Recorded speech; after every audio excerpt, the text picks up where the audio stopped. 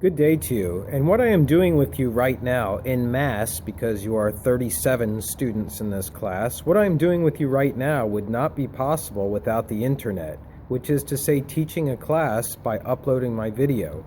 It is the internet that makes it possible for me to transmit this message, to store the message, and really to create an environment where we can discuss the message as a whole. And so that's what this chapter is about. We're finally moving away from traditional, or as the book calls it later in this chapter, legacy media, print media such as newspapers and books and magazines, and more recent electronic media, radio and television. Now we're moving into modern media through the internet. So as we discuss this chapter, let's dig into it and let's talk about how the old media are also distributed by the internet, which is to say this is a new animal we're looking at. The internet is not some kind of new form of mass media that is separate from the previous mass media, like television was a little bit separate from radio and radio was a little bit separate from newspapers. No, radio, TV, and magazines and newspapers can all be distributed by the internet, as well as the internet communicating its own information. So it's a very different kind of medium that we're considering here.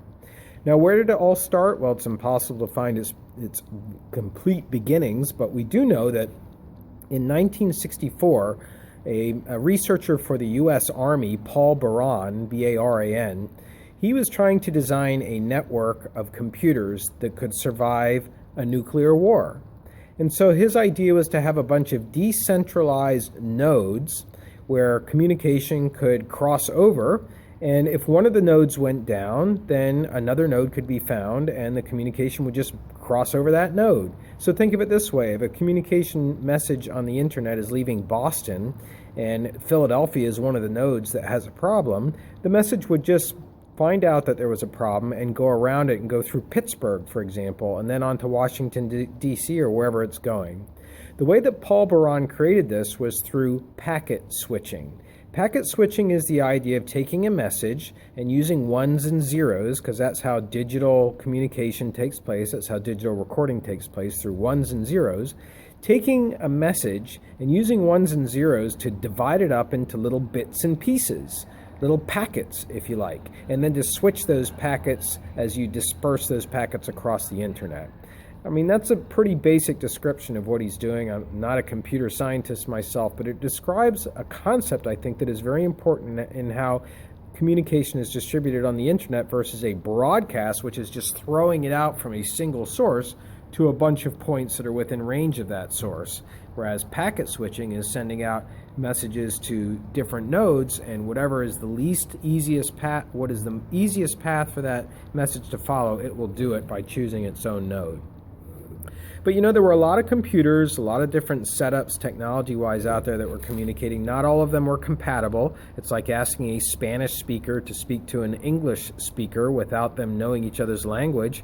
We had the same problem in the early communication between computers. So finally along comes a protocol that was developed for the internet, a protocol that would allow all computers to follow the same rules, just like English speakers follow the same rules and ending their sentences with periods. This set of rules was called TCP/IP. TCP/IP. If you've ever had to set up a computer for remote access or set up your cell phone in some cases, you've seen these initials. But otherwise, they remain in the background. They define what the common set of rules is for computers to communicate today. That's why an Apple computer can communicate with a cell phone can communicate with a PC. It's because there's a common set of rules. Now, we owe the invention of emails and instant messaging, because prior to emails and instant messaging, the computer was not used for communication so much as it was used for mathematical calculations that could be transmitted. That's what the Army had in mind. But emails and instant messaging start to come into play in 1972 with Ray Tomlinson, who wrote some computer code that would allow people to send a message in it to arrive automatically at the same time on another person's computer, and also to send emails, which introduced a new kind of communication called asynchronous communication. It's a kind of communication where the email arrives in your box and you get to decide when you want to check it. You don't have to be online automatically, and if you are when the email arrives, you don't have to answer it. It's up to you. That's asynchronous communication. It takes place at a different time from the sender than it does for the receiver.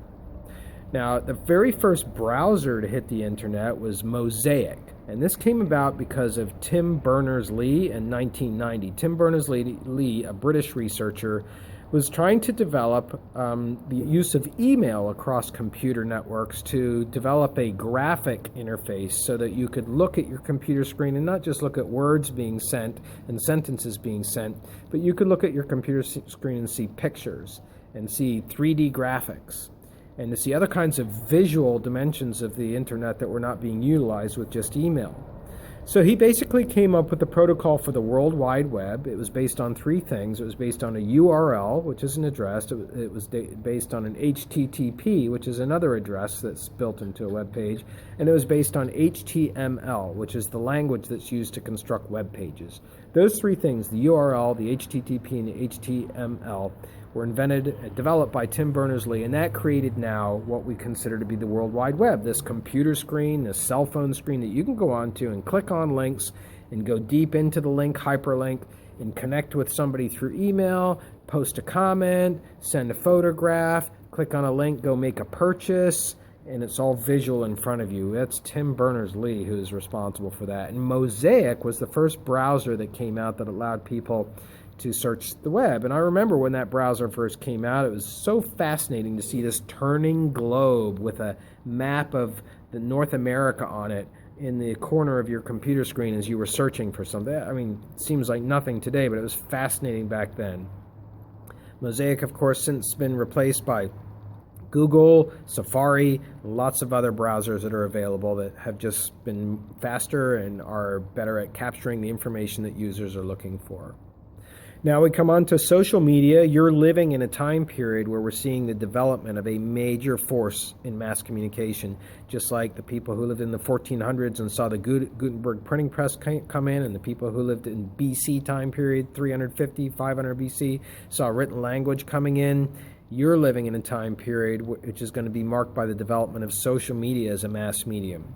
So think about that when you're 60 years old, or project yourself into the future when you're 60 years old and remember what you lived through.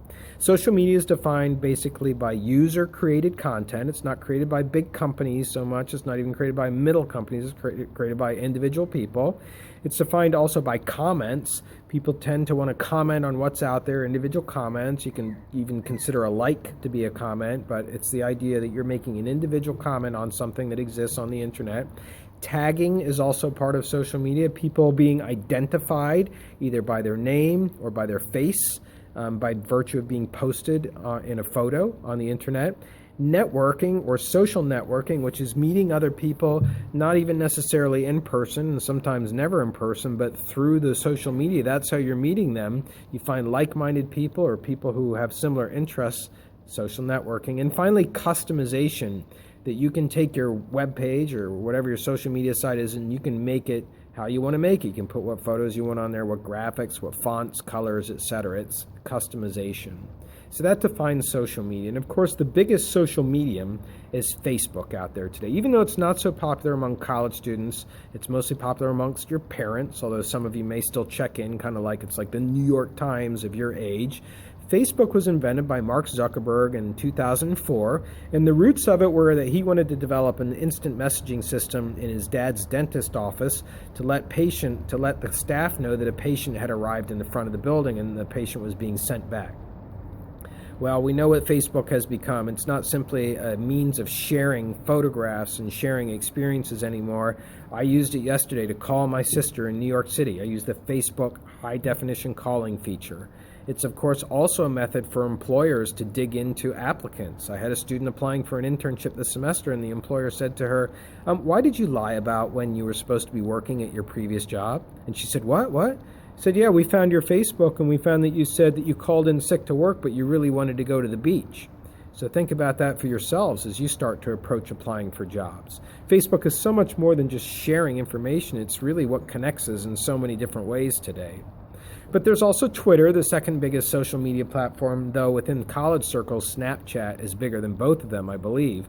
But Twitter combines texting, online messaging, and blogging. Originally, it was a way to get access to celebrities, but it has since become a kind of breaking news medium. It's more in the here and now.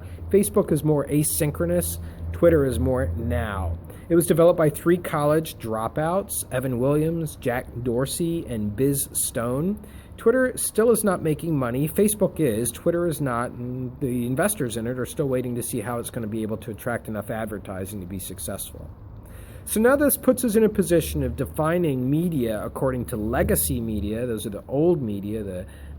Even though print and even though newspapers and radio are so different from each other, they are considered legacy media because they're from the old style of producers creating content, producers deciding who's going to see it, producers making appointment media reception. You kind of have to be in the same place at the same time, at the time that they decide for you to access that media. Those are legacy media versus the new media, the social media that are made possible mostly because of the internet. And some of the conflicts that exist between them are local versus web-wide information. Newspapers, hard copy newspapers will still always have a place, as will terrestrial radio, radio over the airwaves, because if they focus on local information, because you're not going to find the lunch menu to your local school readily available on the internet. But driving to drop your kids off at school, you might hear on the radio what the local school menu is. So local information is going to preserve local legacy media. Also, there's I don't know if I would call it conflict, but the idea of customization versus standardization. In social media, we have a lot of customization, but still, there's standardization within the customization. When you go to send an emoji, you only have a limited number of them that you can access on your phone. So it kind of gives the appearance of having customization, but it's still there's standardization there as well. Now let's go on to talk about how video is being viewed today mostly on phones, laptops, and tablets. Whereas before, video was viewed mostly on television. That is a sea change of information. Cell phones prevent a smaller aspect ratio. Mine is this big. So that affects what kind of content you put into it. Even when I'm setting up this framing for my videos, I'm making sure that I'm not having things that are sort of half in the picture unless you can complete them in your mind. And you can see these 2 palm trees behind me. You can complete them in your mind. There's not something that's sticking in like this. It's not making sense. That's what we're dealing with, smaller real estate, as they say on the screen. That's why we have terminology today like your first screen. What's your first screen? It's what you wake up to in the morning, your cell phone. Then your second screen becomes your tablet or your laptop. Your third screen may be your television set. So today people are mostly viewing video, not necessarily film, not necessarily television, but viewing video on their first screens. Now let's discuss the changing nature of news. The way that news is delivered on social media and the internet today has put a lot of power in the hands of individual people. It's because, first of all, news is normally expected to be free on the internet. It's one of the reasons that a lot of internet companies have a hard time making money. They can't get people to pay for it because people have grown up with the internet being free. When you read the chapter text, you know that Tim Berners-Lee envisioned it as being a free source of information. And there's a kind of philosophical basis to the internet, and that's led people to expect things for free. It's also led people to appreciate the fact that they can blog, they can put their own information on the internet, and they are creating news. Most people heard about the Paris attacks. Most people hear about how Donald Trump is doing. Most people hear about major cataclysmic events on social media because it spreads quickly, but also because individuals can put the information on there. But it also leaves a lot of room for hazardous and faulty information to be posted on the internet about people. There are all hoaxes all the time about somebody who has died, who has not, about people who have been attacked, who have not been attacked. So there's not the same sort of jurisprudence that is able to be given towards judging content on the internet as there is in old legacy media, where you have several levels of editors and producers double checking facts, making sure there's no misinformation being reported. Now let's move on to search engines. A lot of people believe that search engines are free and open and capture information, and some are just better at it than others. But the book makes the point that search engines actually censor. Google censors what it provides you. It provides you only things that are being hit the most out there when people are searching for internet content. So that, in a way, is a form of censorship.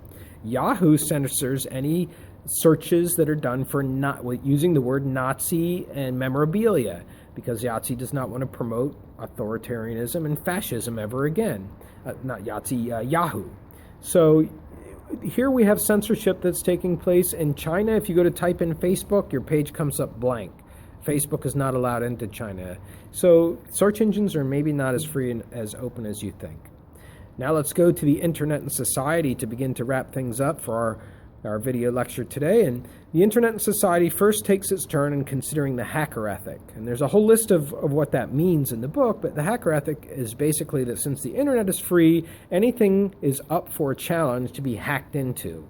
There is nothing that is safe and secure because it's actually the job of real, true Internet lovers to try and find a way to crack it, to expose weaknesses, to find a way into that so that you can make sure that nothing can ever be hidden from the public. We found that out at WESS Radio the hard way a couple years ago. We installed a server that was going to provide a webcast signal to anybody who wanted to listen, and within minutes somebody from China had hacked into it and caused the entire ESU campus network to crash while students were registering. It was a horrible episode, but a really big learning experience. That's the hacker ethic. It's not necessarily supposed to sabotage you, it's supposed to make sure that things are never kept secret and private. There's also the idea that you can have a community on the internet. Can you really? Can you really have a group that really knows each other and has a solid connection with each other if you've never met each other? Can you really meet a person and get married because you've met them on the internet and have that solid base? These are questions that time is going to have to answer, but they are questions that should be raised right now because is the internet a substitute for real in-person connections and relationships between people? Also, there's the controversy in considering the Internet and Society, the controversy called the digital divide, meaning that not everybody has fast access to the Internet. Not everybody has broadband and high-speed Internet. If you go to some of the most impoverished areas of our country, the Deep South and many very small towns, or in poor areas in big inner cities, you have people that are still gaining access to the Internet that's very, very slow. So there's a digital divide that is based on wealth. If you have wealth, you tend to have very fast internet and therefore access to more information and better information, presumably, than other sections of society. Another issue in the internet and society is who's going to control content, if anybody's going to control content. I mean, should child pornography be allowed on the internet? How about that deep, dark internet? Do you know about that? The dark internet? There's a whole other internet that people don't have access to unless you get a special browser and download it and then get into it, and it's impossible almost to trace the source to anybody who's posting stuff on the dark internet because the addresses, the URLs are all hidden. But should anybody control content, or should the internet remain the ultimate bastion of free expression? Well, I think most people would say that if it comes to using the internet for terrorism and planning terrorist attacks, for child pornography, and for other vices that you yourself can think of, the internet probably should be controlled. But what happens when it is controlled by the government or by whoever else?